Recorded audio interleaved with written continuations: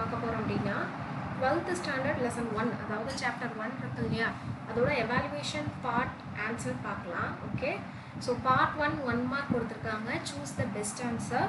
So first question என்ன பாருங்கள், the small sections of code that are used to perform a particular task is called dash.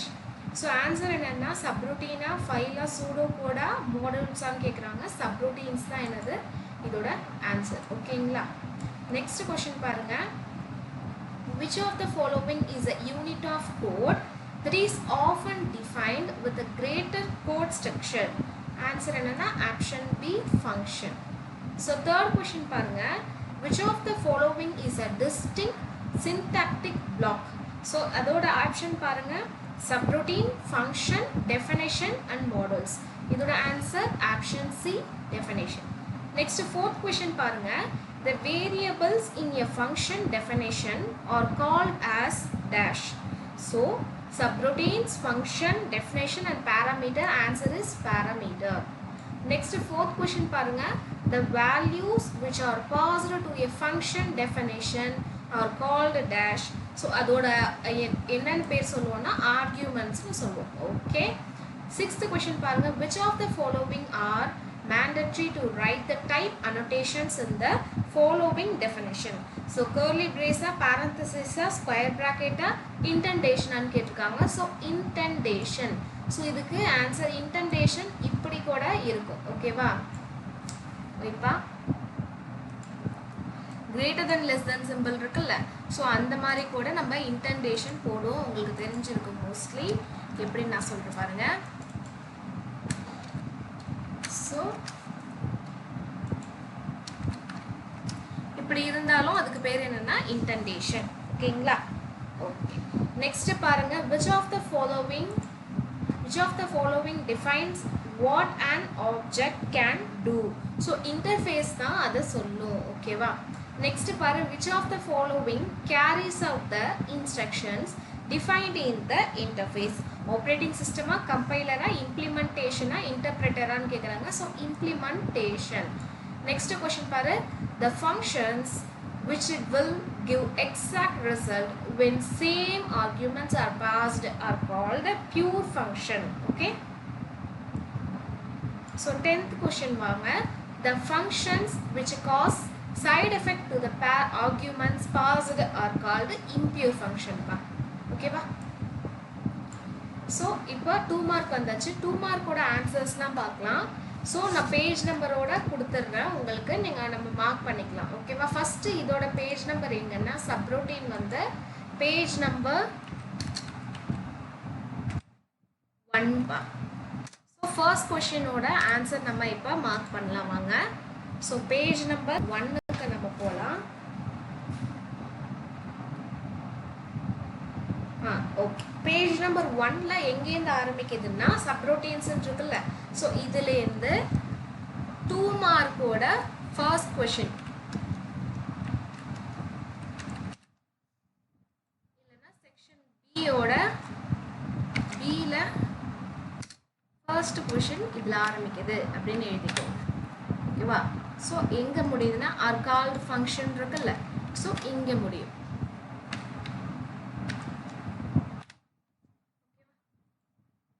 இதோட first question முடிஞ்சிரும். So second question பார்ப்போம், very short ஆன்சரில்.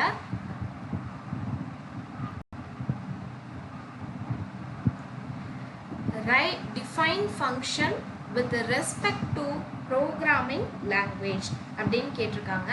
So இதோட ஆன்சரும் page number 1ல தான் இருக்குப்பா. ஓகேவா, ஸோ ஆன்சர் பார்ப்போம் வாங்க.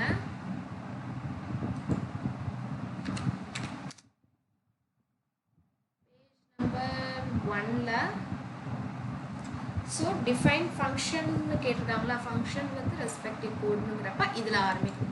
ஓகேவா, செக்ஷன் பியில் செகண்ட் கொஷின் இது ஆரம்பித்து நெக்ஸ்ட்டு இங்கே முடியும். ஓகேங்களா, ஸோ மார்க் பண்ணிக்கோங்க. தேர்ட் கொஷின் பார்ப்போம், write the interface you get from X of 78 அப்படிங்கிறப்ப எக்ஸோட வேல்யூ நம்ம 78 நம்ம எடுத்துப்போம் இல்லையா. ஸோ நம்ம என்ன எழுதணும் அப்படின்னா value 78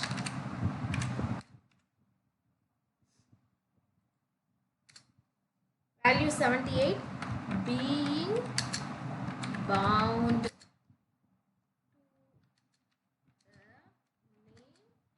இருக்கு. So X.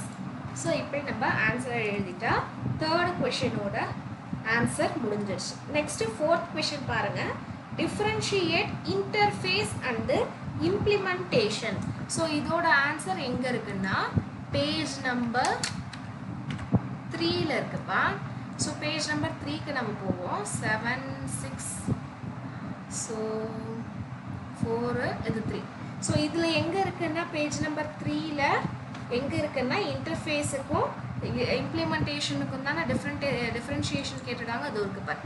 ஸோ இந்த டிஃப்ரென்ஷியேஷன் டேபிளை நீ எழுதிட்டா இதோட ஆன்சர் முடிஞ்சிடுச்சு. ஸோ தேர்டு கொஷினும் நம்ம ஃபினிஷ் பண்ணியாச்சு. ஃபோர்த் கொஷினுக்கு வாங்க. Which of the following is a normal function definition and which is recursive function definition? So recursive function definitionையும் உங்களுக்கு வந்து வேற நார்மல் ஃபங்க்ஷன் டெஃபினேஷனையும் கேட்டிருப்பாங்க. ஸோ ரிட்டர்ன் இதில் 2 இடத்துல இருக்குது பாருங்கள். ஸோ இதை வச்சே நம்ம தெரிஞ்சுக்கலாம். இதுதான் என்னது ரிகர்சிவ் ஃபங்க்ஷன். ரிகர்சிவ் ஃபங்க்ஷன் இதோட ஃபர்ஸ்ட் பார்ட்டோட ஆன்சர்.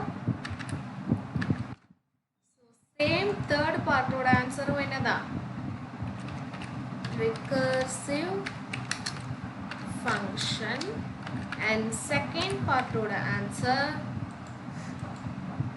Normal function. ஓகேவா?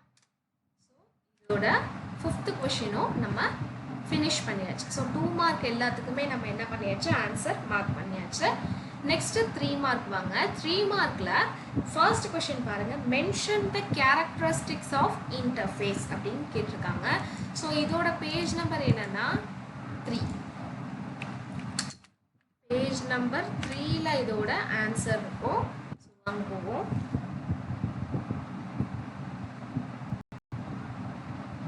ஸோ கேரக்டரிஸ்டிக்ஸ் ஆஃப் இன்டர்ஃபேஸ் தானே கேட்டிருக்காங்க. ஸோ இந்த இதுலேருந்து ஆரம்பித்து ஸோ வந்து பார்ட் சி தானே. ஸோ சியில் ஃபர்ஸ்ட் கொஷின் எழுதிக்கும் ஆரம்பித்து இங்கே முடியும். ஸோ எக்ஸாம்பிளோடய சேர்த்து எழுதலாம். இங்கே முடிச்சிடலாம். ஓகேவா? First question. Next second question பார்ப்போம் வாங்க. Why Stirland is called a pure function அப்படின்னு கேட்டிருக்காங்க. ஸ்டெர்லன் ஏன் நம்ம பியூர் ஃபங்க்ஷன்னு சொல்கிறோம் அப்படிங்கிறதோட டெஃபினேஷன் கேட்டிருக்காங்க. ஸோ பேஜ் நம்பர் என்னத்தில் இருக்குன்னா 5ல் இருக்கு. ஓகே, பேஜ் நம்பர் 5க்கு போகலாம் வாங்க. ஸோ ஷார்ட் பண்ணி தரேன், எழுதிக்கோங்க. ஸோ இந்த ஸ்டெர்லன் ஃபங்க்ஷன் இருக்குல்ல, ஸோ இதுலேருந்து ஆரம்பிக்கும். செகண்ட் கொஷின் சியில் இங்கே சியில் செகண்ட் கொஷின் இதுலேருந்து ஸ்டார்ட் ஆகுது. ஸ்டெர்லன் ஆஃப் எஸ் இஸ் கால்டு அப்படின்னு ஆரம்பிச்சு 1 டைம்னு இருக்குல்ல இங்கே. ஸோ இதோட ஒரு பாயிண்ட் எழுதுங்க. நெக்ஸ்ட் பாயிண்ட் என்ன கேட்டிருக்காங்கன்னா திஸ் ஃபங்க்ஷன் அப்படின்னு ஆரம்பிச்சு மெமரி அக்சஸ்டுன்னு இருக்கு இல்லையா. ஸோ இது வரைக்கும் எழுதுனா உங்களுக்கு என்ன ஆயிடுச்சு, ஃபர்ஸ்ட் கொஷினோட ஆன்சர் ஃபினிஷ் ஆயிடுச்சு. From these what we can understand, நம்ம என்ன அண்டர்ஸ்டாண்ட் பண்ணுறோங்கிறத நம்ம விட்டுருவோம்.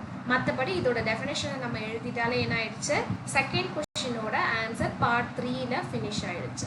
ஸோ தேர்ட் கொஷின் பாருங்க, what is the side effect of impure function, give example அப்படின்னு கேட்டிருக்காங்க இல்லையா. ஸோ பேஜ் நம்பர் 6ல் இருக்கும். ஸோ பேஜ் நம்பர் 6ல் வாங்க பார்ப்போம். சைட் எஃபெக்ட்ஸ் வந்து இதுலேயே இருக்குது பாருங்கள், மேலே ஒரு பாக்ஸ் இருக்குல்ல. ஸோ அதுதான் வந்து சைட் எஃபெக்ட்ஸில் வரும். ஸோ இம்பியூர் ஃபங்க்ஷனோட சைட் எஃபெக்ட்னு கேட்குறாங்க. அது ஒரு பார்த்தீங்களா இம்பியூர் ஃபங்க்ஷன். ஸோ இதுலேருந்து ஆரம்பிச்சுக்க வேண்டியதுதான். ஆரம்பிச்சு இது இருக்கு இல்லையா. ஸோ இது வரைக்கும் நம்ம க்ளோஸ் பண்ணிட்டா இது பார்ட் 3ல அதாவது சி பார்ட்டோட தேர்ட் கொஷினோட ஆன்சர் முடிஞ்சிருச்சு. ஓகே, சேம் நீங்கள் இது படிச்சிட்டிங்கன்னா ஃபோர்த் கொஷினுமே நீங்கள் என்ன பண்ணிடலாம், ஒரு பக்கம் படித்த மாதிரி. ஸோ ஃபோர்த் கொஷின் பாருங்கள், இம்பியூர் அண்டு பியூர் ஃபங்க்ஷனோட டெஃபினேஷன் கேட்டுட்டாங்களா, நம்ம இப்போ தானே பார்த்தோம். ஸோ 6 பேஜ் நம்பர் 6 தான் சேம் வரும். ஸோ 6 வாங்க. ஸோ இது அப்படியே எழுத வேண்டியதான், இந்த பாக்ஸ் ஃபுல்லாக நீங்கள் என்ன பண்ணலாம், நீங்கள் எழுதலாம். சரி, ஓகே, நான் பாயிண்ட் போட்டு ரொம்ப நான் நீட்டாக எழுதணும் அப்படின்னு நினச்சிங்கன்னா எப்படின்னா, இதுலேயே இந்த ரிட்டன்லேருந்து பாஸ்டுன்னு இருக்கு இல்லையா, ஸோ இந்த பாஸ்டு வரைக்கும் ஒரு பாயிண்ட்டாக அடிச்சுக்கோங்க, இந்த பாஸ்டு வரைக்கும் ஒரு பாயிண்ட். ஓகேவா? நெக்ஸ்ட்டு இந்த ஹென்ஸ்லேருந்து ஆரம்பித்து சேம் ரிட்டன் வேல்யூஸுங்கிறப்ப இது செகண்ட் பாயிண்ட். ஓகே, ஸோ இதில் பார்த்தீங்கன்னா இம்பியூர் ஃபங்க்ஷன் இருக்கு இல்லையா, ஸோ இது வரைக்கும் செகண்ட் பாயிண்ட்டாக வச்சுக்கோங்க. Next third point, they to not have any side effects, இதை தேர்டு பாயிண்ட்டாக வச்சுக்கோங்க. இதில் தேர்டு பாயிண்ட் வந்து தே ஹாவ் சைடு எஃபெக்ட்ஸ். ஓகேவா? இங்கே நீ என்ன எழுதுறேன்னா தேர்டு பாயிண்ட்டாக தே ஹாவ் சைடு எஃபெக்ட்ஸ் அப்படின்னு எழுதிட்டேன்னா இதோட தேர்டு பாயிண்ட்டு முடிஞ்சிச்சு. ஃபோர்த்து பாயிண்ட்டு இந்த பாக்ஸில் இருக்கிறத நீ எழுதிட்டேன்னா என்ன ஆகிடும், ஃபோர்த்து பாயிண்ட்டும் ஃபினிஷ் ஆகிடும். இது ஃபோர்த்து பாயிண்ட்டாக வச்சு இதோட என்ன ஆயிடுச்சு, செக்ஷன் சியோட ஃபோர்த்து கொஷினையும் நம்ம ஃபினிஷ் பண்ணியாச்சு. ஓகேவா? நெக்ஸ்ட்டு செக்ஷன் சியோட ஃபிஃப்த்து கொஷின் வந்து உங்கள் புக்கில் இருக்காது, மொத்தம் 4 கொஷின்ஸ் தான் இருக்கும். ஸோ இதோட நம்ம இந்த வீடியோவை முடிச்சுக்கலாம். ஓகேவா? நெக்ஸ்ட் வீடியோவில் நெக்ஸ்ட் சாப்டரோட புக் பேக் எக்ஸசைஸ் பார்க்கலாம். இந்த வீடியோ பிடிச்சிருந்துச்சுன்னா மறக்காமல் லைக் பண்ணுங்கள், ஷேர் பண்ணுங்கள். இன்னும் இந்த மாதிரி நிறைய வீடியோ பார்க்கணுன்னா கண்டிப்பாக நம்ம சேனலை சப்ஸ்கிரைப் பண்ண மறந்துடாதீங்க. Bye bye.